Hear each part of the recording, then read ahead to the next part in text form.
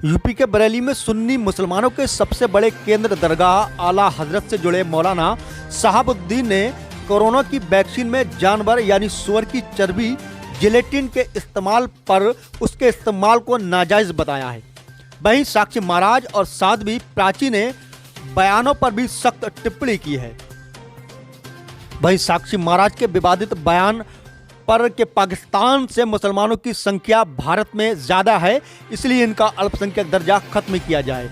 वहीं मौलाना शहाबुद्दीन रिजवी ने कहा कि इस विवादित बयान की निंदा की जाती है तथा हमारे मजहब के बीच में आने का किसी को कोई हक नहीं है। वहीं मौलाना शहाबुद्दीन ने कहा कि कोरोना वैक्सीन में जानवर यानी सुअर की चर्बी इस्तेमाल करने की बात सामने आने पर कहा गया कि अभी ये पूरी तरह से साबित नहीं हुआ है, लेकिन अभी इसमें कोई रिसर्च भी नहीं किया गया है। अगर डॉक्टर इस बात की तस्दीक करते हैं इसमें जानवर की चर्बी मिलाई गई है, अगर वाकई में जानवर की चर्बी या ऐसे किसी भी चीज़ की मिलावट है तो इस्लाम के नज़रिए से इसे हराम वाजिब किया गया है। ऐसे में इन चीज़ों का मुस्लिम समुदाय इस्तेमाल नहीं करेगा। साइफी 24 न्यूज़ पर देखिए ये स्पेशल रिपोर्ट।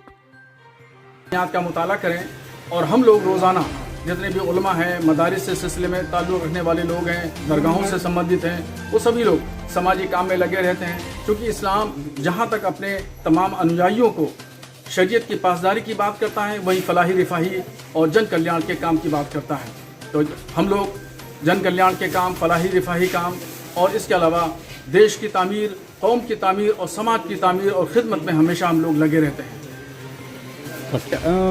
जो मौलाना हैं उन्हें हर बार अच्छे काम में तकलीफ हो जाती है, इस पे क्या करेंगे? ये बिल्कुल गलत है।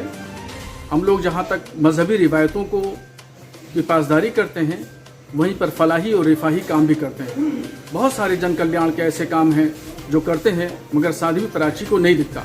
वो चूँकि उनका जो चश्मा है वो तासुब और तंग नज़री पर आधारित है, इसलिए उनको अच्छे काम नहीं दिखते हैं। हम रोज़ाना समाज की, कौम की, मिल्लत की, देश की खिदमत में लगे रहते हैं।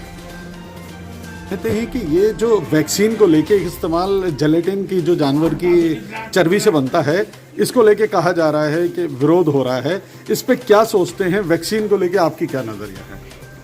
वैक्सीन के ताल्लुक से अभी तक कोई तहकीकाती रिपोर्ट नहीं आई है और इस सिलसिले में अगर कोई तहकीकी रिपोर्ट आती है और डॉक्टर्स या तहकीकाती इदारे से ताल्लुक़ रखने वाले स्कॉलर्स इस बात की तस्दीक करते हैं कि इसमें खंजीर की चर्बी मिलाई गई है या किसी भी तरीके से नाजायज़ चीज़ की आमेजिश है, तो ये ज़रूर नाजायज़ करार दी जाएगी और इसका इस्तेमाल जो है वो नाजायज़ होगा।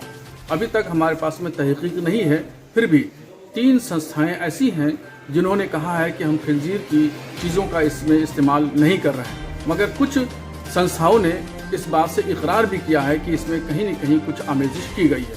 अगर तहकीकी तौर पर यह बात साबित हो जाती है कि इसमें खंजीर का इस्तेमाल किया गया है, तो बेशक ये नाजायज़ और हराम होगा इसका इस्तेमाल। जानना चाहेंगे जो जिलेटिन का इस्तेमाल है वो इस पे कहा जा रहा है कि इनमें वैक्सीन में इस्तेमाल हो रहा है, इस पे क्या कहना है आपका?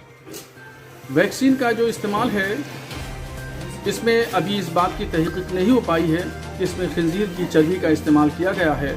अगर इस बात की तहकीक हो जाती है कि इसमें नाजायज़ चीज़ों की आजमाइश की गई है और इसमें मिलावट है, तो ज़रूर वो नाजायज़ और हराम होगा उसका इस्तेमाल। और अभी हम लोग तहकीक कर रहे हैं। कुछ संस्थाओं ने इस बात से इनकार किया है कि हमने इसमें मिलाया है, मगर कुछ संस्थाओं का कहना है कि कहीं न कहीं एक बहुत कलील मात्रा में इसका इस्तेमाल किया गया है।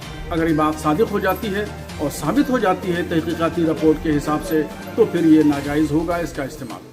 लेकिन ये ऐसी बीमारी है कि जो जान ले रही है, ऐसे समय में भी जब जान बचाने की बात हो तो क्या इसका इस्तेमाल जायज़ नहीं है?